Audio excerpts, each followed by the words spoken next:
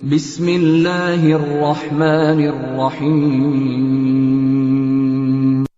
قل إن صلاتي ونسكي ومحياي ومماتي لله رب العالمين لا شريك له وبذلك أمرت وأنا أول المسلمين. بسم الله الرحمن الرحيم. إن الحمد لله نحمده ونستعينه ونستغفره ونعوذ بالله من شرور أنفسنا ومن سيئات أعمالنا. من يهده الله فلا مضل له ومن يضلل فلا هادي له. وأشهد أن لا إله إلا الله وحده لا شريك له. وأشهد أن محمدا عبده ورسوله صلى الله عليه وعلى آله وصحبه أجمعين. أما بعد.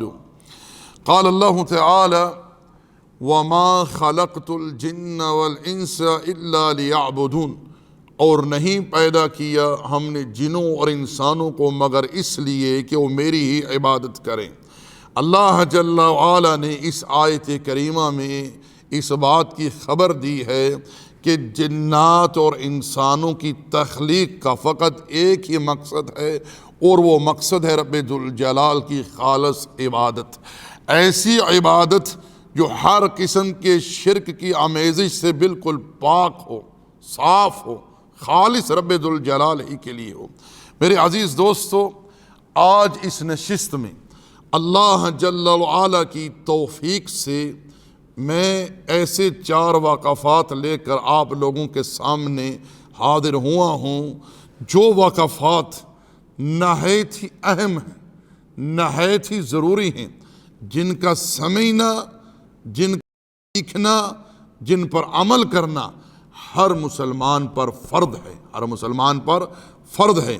میں رب ذوالجلال سے امید رکھتے ہوئے یہ بات کہنے جا رہا ہوں، جو لوگ آج شرک کے مرتکب ہیں، اگر وہ ان واقعات پر غور کریں، تدبر کریں، تأمل سے کام لیں، تو مجھے امید ہے کہ یہ لوگ شرک سے بیدار ہو جائیں، شرک سے دور ہو جائیں، شرک کو چھوڑ دیں.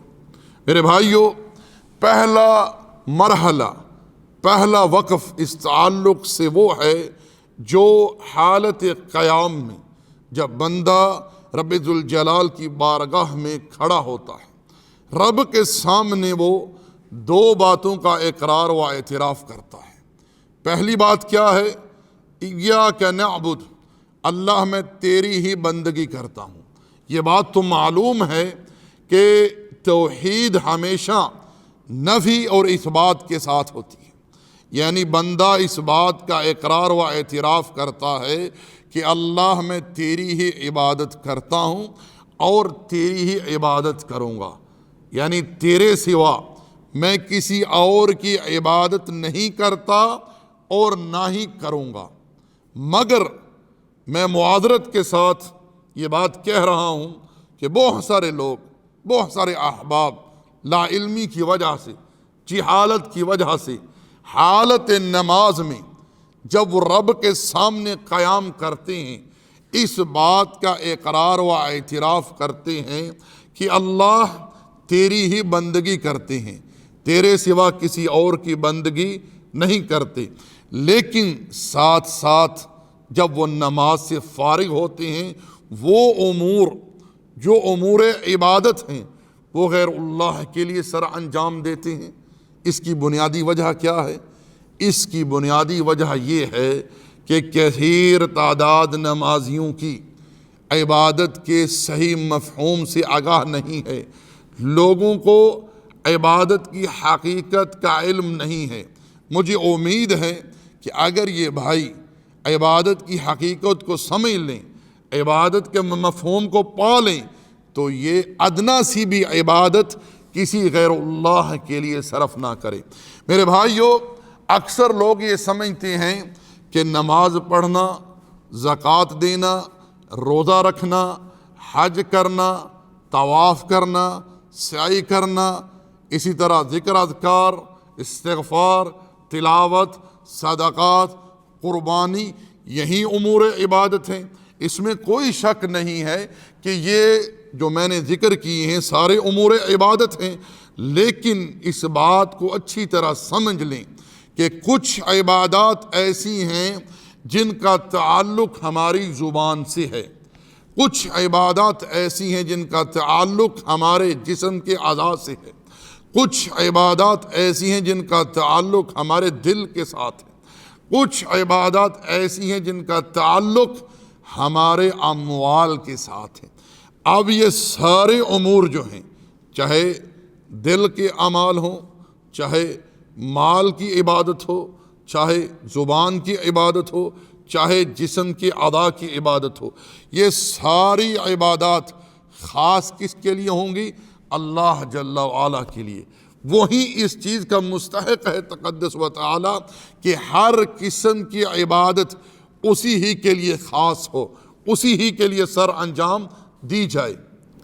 اب میں آپ کو مثال دے کر سمجھاتا ہوں کہ کس طرح کثیر تعداد اہل اسلام کی امور عبادت غیر اللہ کے لیے سر انجام دے رہی ہے۔ آپ لوگ جانتے ہیں کہ نظر عبادت ہے۔ اللہ تعالیٰ نے قرآن مجید میں اہل جنت کا وصف بیان کرتے ہوئے ارشاد فرمایا یوفون بالنذر، وہ نظر کو پورا کرتے ہیں۔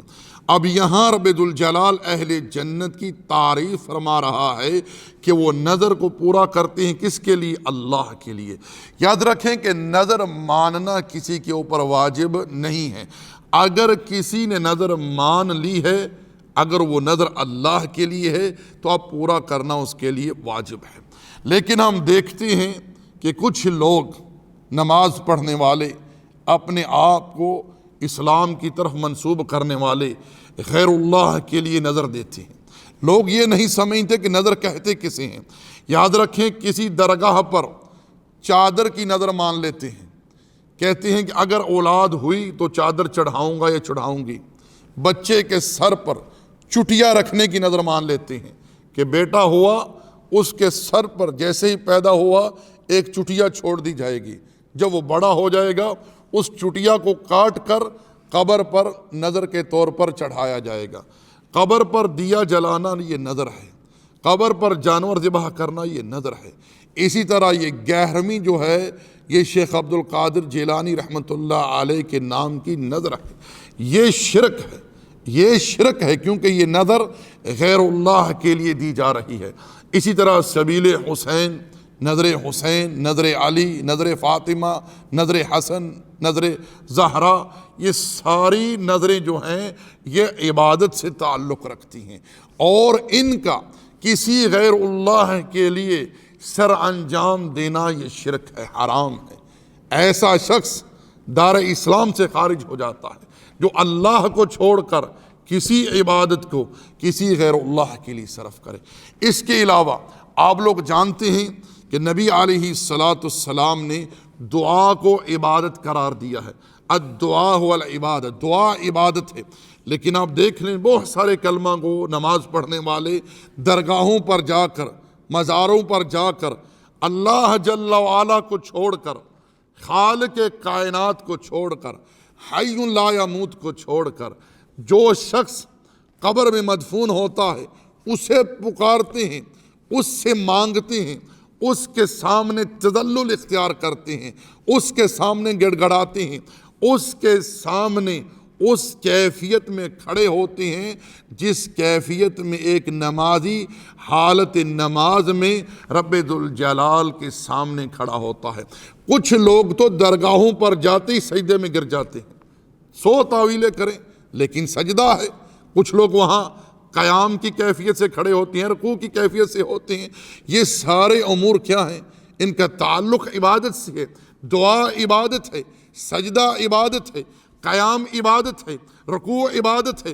لیکن آپ لوگ دیکھ لیں کہ یہ سارے امور جو ہیں درگاہوں پر غیر اللہ کے لیے سر انجام دیے جا رہے ہیں۔ کیوں؟ کہ لوگ یہ نہیں سمجھتے کہ عبادت کہتے کسے ہیں، عبادت کا مفہوم کیا ہے۔ اس لیے میرے بھائیوں اس نقطے کو سمجھو، یہ سارے امور جو درگاہوں پر، مزاروں پر غیروں کے لیے سر انجام دیے جاتے ہیں یہ امور عبادت ہیں، ان کا تعلق عبادت سے ہے، اور عبادت حق ہے ایک اللہ کا، عبادت حق ہے ایک اللہ کا۔ معاذ ابن جبل رضی اللہ تعالی عنہ سے رسول اللہ صلی اللہ علیہ وسلم نے ارشاد فرمایا، یا معاذ اتدری ما حق اللہ علی العباد وما حق العباد علی اللہ؟ اے معاذ، کیا تو جانتا ہے کہ اللہ تعالیٰ کا اس کے بندوں پر کیا حق ہے اور بندوں کا اللہ پر کیا حق ہے؟ قلت اللہ ورسولہ عالم۔ معاذ کہتے ہیں کہ میں نے عرض کی اللہ اور اس کے رسول بہتر جانتے ہیں۔ آپ علیہ الصلاۃ والسلام نے ارشاد فرمایا، حق اللہ علی العباد ان یعبدوہ ولا یشرکوا بہ شیئا۔ بندوں پر اللہ کا یہ حق ہے کہ بندے اللہ کی عبادت کریں، اس کی عبادات میں کسی قسم کا شرک نہ کریں، اور فرمایا کہ بندوں کا اللہ پر یہ حق ہے جو بندہ اللہ کے ساتھ شرک نہ کرے اللہ ایسے موحد بندے کو عذاب نہ دے۔ رب ذوالجلال نے قرآن میں کیا ارشاد فرمایا، وَقَضَىٰ رَبُّكَ أَلَّا تَعْبُدُوا إِلَّا إِيَّاهُ۔ تیرے رب نے اس بات کو فرض کر دیا ہے، واجب کر دیا ہے، وَقَضَىٰ بمعنی فرض کر دیا ہے کہ اس کے سوا کسی اور کی عبادت نہ کی جائے۔ رب ذوالجلال نے ایک دوسرے مقام پر ارشاد فرمایا، وَاعْبُدُوا اللَّهَ وَلَا تُشْرِكُوا بِهِ شَيْئًا۔ رب کی عبادت کرو، اس عبادت میں کسی قسم کا شرک نہ ہو، یعنی عبادت ہر قسم کے شرک کی آمیزش سے بالکل پاک، صاف اور شفاف ہو۔ اللہ تعالیٰ کوئی ایسی عبادت قبول ہی نہیں کرتا جس عبادت میں شرک ہو، چاہے وہ ریاکاری کی شکل میں ہو، چاہے اور کسی کی مداخلت اس عبادت میں ہو۔ رب فرماتا ہے کہ عبادت خالص میری ہو اور میرے ہی لیے ہو، میرے سوا کسی اور کی عبادت نہ ہو اور میرے سوا کسی اور کے لیے عبادت نہ ہو۔ رب کو ایسی عبادت مطلوب ہے جو خالص اللہ کی ہو اور اللہ ہی کے لیے ہو۔ دوسرا اعتراف، نماز میں نمازی حالت قیام میں رب کی بارگاہ میں کھڑے ہو کر اس بات کا اقرار و اعتراف کرتا ہے، وَإِيَّاكَ نَسْتَعِينُ، اور اللہ تجھ سے ہی مدد چاہتا ہوں، تجھ سے ہی مدد مانگتا ہوں۔ میں نے آپ کو شروع میں بتلایا کہ توحید ہمیشہ نفی اور اثبات کے ساتھ ہے۔ یہاں بندہ اس بات کا اقرار و اعتراف کرتا ہے کہ اللہ تجھ سے ہی مدد مانگتا ہوں، تجھ سے ہی مدد مانگوں گا، یعنی تیرے سوا کسی اور سے میں مدد نہیں مانگتا اور نہ ہی مانگوں گا۔ نبی صلی اللہ علیہ وسلم نے اپنے چچا زاد بھائی عبداللہ ابن عباس رضی اللہ تعالی عنہما کو تعلیم دیتے ہوئے، سکھلاتے ہوئے کیا ارشاد فرمایا، فَإِذَا اسْتَعَنْتَ فَاسْتَعِنْ بِاللَّهِ، جب بھی مدد مانگ تو اللہ سے مانگ، جب بھی پکار تو اللہ کو پکار۔ میں یہاں ایک غلط فہمی کا ازالہ چاہتا ہوں۔ بہت سارے لوگ جو سادہ لوگ مسلمان ہیں ان کو دھوکہ دینے کی کوشش کرتے ہیں، کہتے ہیں کہ اگر اللہ کو چھوڑ کر کسی غیر اللہ سے مدد مانگنا شرک ہے تو تم لوگ آپس میں ایک دوسرے سے مدد کیوں مانگتے ہو؟ ایک دوسرے سے پیسے ادھارے لے لیے، کوئی اور ضرورت کی چیز جو ہے وہ مانگ لی، تو کیا یہ شرک نہیں ہے غیر اللہ سے مانگنا؟ میرے بھائیوں، میرے دوستو، یہ جو مدد مانگنا ہے، یہ جو ایک دوسرے سے ضرورت طلب کرنا ہے، یہ وہ امور ہیں جن کی اللہ نے اور اس کے رسول صلی اللہ علیہ وسلم نے اجازت دی ہے، بلکہ تعلیم دی ہے، بلکہ حکم دیا ہے۔ نبی علیہ السلام نے کیا ارشاد فرمایا، لا یؤمن احدکم حتی یحب لأخیہ ما یحب لنفسہ، تم میں سے کوئی مومن نہیں ہو سکتا، اس کا ایمان مکمل نہیں ہو سکتا جب تک کہ جو چیز وہ اپنے لیے پسند کرتا ہے اپنے بھائی کے لیے پسند نہ کرے۔ اللہ جل وعلا نے قرآن مجید میں ارشاد فرمایا، وَتَعَاوَنُوا عَلَى الْبِرِّ وَالتَّقْوَى، اور نیکی کے کاموں میں آپس میں ایک دوسرے کے ساتھ تعاون کرو۔ یہ وہ مدد ہے، یہ وہ تعاون ہے جس کی اللہ اور اس کے رسول نے تعلیم دی ہے۔ اس بارے میں اللہ اور اس کے رسول نے ترغیب دی ہے، نہ کہ منع فرمایا ہے۔ نبی علیہ السلام خود اپنی حیات مبارکہ میں لوگوں سے ضروریات کی چیزیں طلب کر لیا کرتے تھے۔ آپ علیہ السلام نے اپنے قول اور فعل کے ذریعے ان امور کی تعلیم دی ہے امت کو، بلکہ یہ تو ایک نیکی ہے، اس پر انسان کو اجر عطا کیا جاتا ہے۔ اور قرآن مجید میں سورہ معون کے اندر رب ذوالجلال نے ایسے لوگوں کی مذمت کی ہے جو لوگ استعمال کی چیزیں کسی اور کو استعمال کے لیے نہیں دیتے، انہیں اپنے پاس روکے رکھتے ہیں۔ میرے بھائیوں، میرے دوستو، کتاب و سنت میں، قرآن و حدیث میں جس مدد کی، جس استعانت کی، جس پکار کی مذمت کی گئی ہے، جسے شرک ٹھہرایا گیا ہے، وہ مدد، وہ پکار جو ما فوق الاسباب ہو۔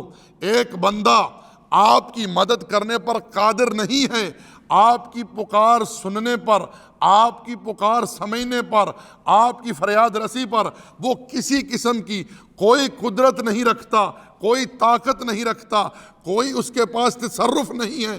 اب آپ اس کو پکار رہے ہیں، آپ ایک خطے میں ہیں، وہ دوسرے خطے میں ہیں، یا وہ اپنی قبر میں مدفون ہے، آپ اس کے سامنے اپنی حاجتیں پیش کر رہے ہیں، اسے ندائیں دے رہے ہیں، اسے پکار رہے ہیں، جیسا کہ ہمارے ہاں پاک و ہند کے اندر لوگ غیر اللہ کو پکارتے ہیں، اور یہاں بھی کچھ ممالک میں رافضہ غیر اللہ کو پکارتے ہیں، مثلا یا علی، یا ابو الفضل، یا حسین، یا ہمارے ہاں یا رسول اللہ مدد، یا غوث المدد، یا معین الدین چشتی پار لگا دے میری کشتی۔ اس طرح کی پکاریں، اس طرح کی ندا، اس طرح کی مدد غیر اللہ سے طلب کرتے ہیں۔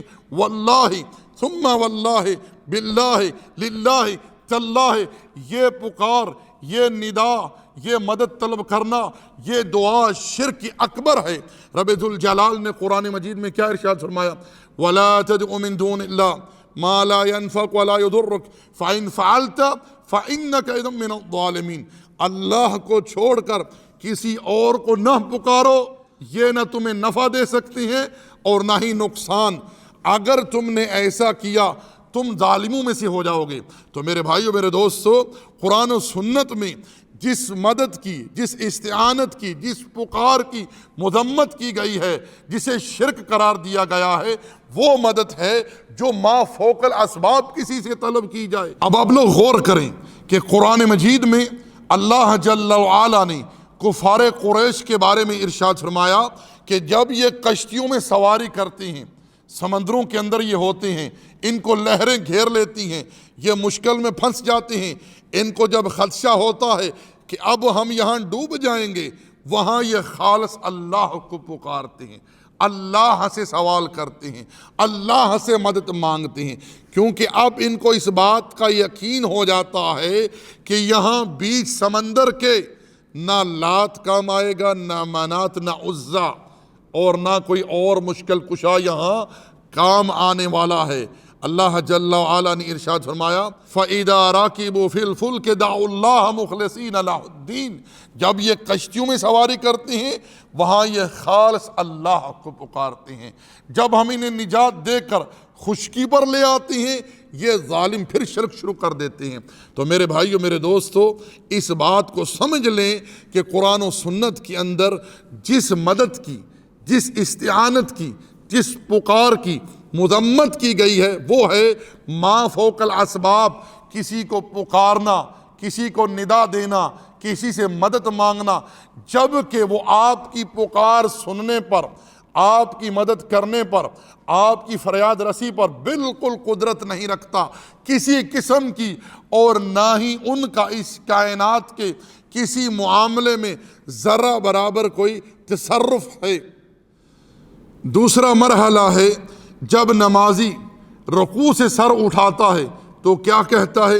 سمع اللہ لمن حمد، اللہ نے اس کی پکار کو، اس کی دعا کو سن لیا جس نے اللہ کی تعریف بیان کی۔ لیکن جیسے ہی یہ بھائی، یہ احباب نماز سے فارغ ہوتے ہیں تو کیا کہتے ہیں؟ اللہ ہماری سنتا ہی نہیں۔ اب نماز میں یہ اس بات کا اقرار و اعتراف کرتے ہیں کہ اللہ نے اس کی سن لی جس نے اللہ کی تعریف بیان کی۔ باہر جا کر کیا کہتے ہیں؟ اللہ ہماری سنتا ہی نہیں، ہم تو بڑے گناہ گار ہیں، سیاہ کار ہیں، گناہوں میں ڈوبے ہوئے ہیں۔ لہذا اللہ کو سنانے کے لیے، قبول کروانے کے لیے وسیلہ چاہیے، اور مولوی منبر پر کھڑے ہو کر لوگوں کو ان شرکیات کی تعلیم دیتا ہے۔ اللہ المستعان۔ یاد رکھیں، جو شخص یہ کہتا ہے کہ اللہ ہماری سنتا ہی نہیں، ایسے شخص نے رب ذوالجلال پر دو بہتان لگائے ہیں بغیر علم کے۔ ایک تو یہ کہ اس نے اللہ جل وعلا کی جو صفت سمع ہے، سننا، اس کی نفی کر ڈالی۔ اللہ تعالیٰ نے قرآن مجید میں بہت سارے مقامات پر اس بات کی خبر دی ہے کہ اللہ تعالیٰ سننے اور دیکھنے والا ہے، اللہ تعالیٰ جاننے اور سننے والا ہے۔ اللہ جل وعلا نے سورۃ المجادلہ کی پہلی آیت میں کیا ارشاد فرمایا؟ قد سمع اللہ قول التی تجادلک فی زوجہا وتشتکی الی اللہ واللہ یسمع تحاورکما ان اللہ السمیع بصیر۔ تحقیق اللہ نے اس عورت کی پکار کو سن لیا جو آپ سے اپنے شوہر کی بابت بحث کر رہی تھی اور اللہ کی بارگاہ میں بھی اپنی بات کو پیش کر رہی تھی۔ اللہ تم دونوں کی گفتگو سن رہا تھا۔ بے شک اللہ تعالیٰ سننے اور جاننے والا ہے جل وعلا۔ اسی طرح رب ذوالجلال کیا ارشاد فرماتا ہے؟ ادعونی استجب لکم، مجھے پکارو میں تمہاری پکار کو، دعا کو، استعانت کو قبول کروں گا۔ اب یہ بیچارے کیا کہتے ہیں کہ اللہ ہماری سنتا ہی نہیں۔ اس طرح کہہ کر یہ رب ذوالجلال پر دو طرح بہتان لگاتے ہیں۔ ایک تو رب ذوالجلال کی صفت سمع کی نفی کرتے ہیں، دوسرا رب ذوالجلال کا یہ فرمان کہ مجھے پکارو میں قبول کروں گا، میں سنوں گا، میں عطا کروں گا۔ اس بات کو کر کے اللہ کے قول کی، اللہ کے حکم کی تکذیب کرتے ہیں۔ اللہ المستعان۔ تیسرا مرحلہ ہے میرے بھائیو، حالت سجدہ میں جب نمازی اپنی پیشانی رب ذوالجلال کی بارگاہ میں رکھتا ہے، وہاں وہ نہایت ہی تذلل اختیار کرتے ہوئے، عاجزی و انکساری اختیار کرتے ہوئے اس بات کا اقرار و اعتراف کرتا ہے، سبحان ربی الاعلی، پاک ہے میرا رب جو ہر شے سے اعلیٰ ہے۔ یہاں نمازی نے اس بات کو بیان کیا ہے کہ میرا رب تقدس و تعالی ہر عیب، ہر نقص سے پاک ہے۔ وہ جل وعلا اس کائنات کا خالق ہے، اس کائنات کا مالک ہے، اس کائنات کا رازق ہے، اور اس کائنات میں ہر حکم اسی ہی کا نازل ہوتا ہے اور ہر چیز پر قائم ہوتا ہے۔ پھر نمازی کہتا ہے الاعلی، وہ ہر شے سے اعلیٰ ہے جل وعلا۔ یہاں رب ذوالجلال کی صفت علو کا بیان ہے۔ اللہ تقدس و تعالی کی صفت علو کی تین قسمیں ہیں، علو ذات، علو قہر اور علو شان۔ اب نمازی نے اس بات کا اقرار و اعتراف کیا کہ میرا رب ہر شے سے پاک ہے، ہر عیب و نقص سے پاک ہے، اور اس جل وعلا کے لیے علو ہے، اس کی ذات کے لیے، اور اس کا ہر شے پر غلبہ ہے، اور وہ جل وعلا علو شان کا مالک ہے۔ لیکن ہم دیکھتے ہیں یہ کچھ کہنے کے باوجود بہت سارے ایسے لوگ ہیں جو رب ذوالجلال کے بارے میں ایسا عقیدہ رکھتے ہیں کہ وہ عقیدہ نہ تو قرآن نے متعارف کروایا ہے، نہ ہی احادیث رسول اللہ صلی اللہ علیہ وسلم نے، اور نہ ہی امت سلف میں سے اس عقیدے کو کوئی جانتا تھا، اور وہ ہے عقیدہ وحدت الوجود، وحدت الشہود، یعنی اللہ ہر جگہ موجود ہے، ہر شے میں اللہ ہے۔ معاذ اللہ، کچھ تو ایسے غالی قسم کے، ایسے طاغی قسم کے لوگ ہیں جو کہتے ہیں کہ ہر شے میں اللہ ہے، ہر شے میں اللہ حلول کیے ہوئے ہے۔ اللہ المستعان۔ اب آپ لوگ خود مجھے بتلائیے میرے بھائیوں، ان لوگوں کا جو اعتقاد ہے کیا ان کے قول کے خلاف نہیں؟ اگر ان بیچاروں کو اس بات کی سمجھ آ جائے کہ ہم جو تسبیح پڑھتے ہیں حالت سجدہ میں اس کا معنی اور مفہوم کیا ہے، تو کیا یہ رب ذوالجلال کے بارے میں ایسے کلمات استعمال کریں، ایسی بات کہیں جو رب نے خود اپنے لیے نہیں بیان کی، نہ اس کے رسول نے بیان کی، اور نہ ہی امت سلف میں سے ان باتوں کو کسی نے بیان کیا ہو؟ اسی طرح میرے بھائیوں چوتھا مرحلہ ہے کہ جب نمازی حالت تشہد میں رب کی بارگاہ میں بیٹھتا ہے وہاں وہ ان باتوں کا اقرار و اعتراف کرتا ہے، التحیات للہ والصلوات والطیبات، کہ میری ہر قسم کی عبادت، مالی عبادت ہو، قولی عبادت ہو، بدنی عبادت ہو، ہر قسم کی جملہ عبادات وہ کس کے لیے ہے؟ اللہ جل وعلا کے لیے۔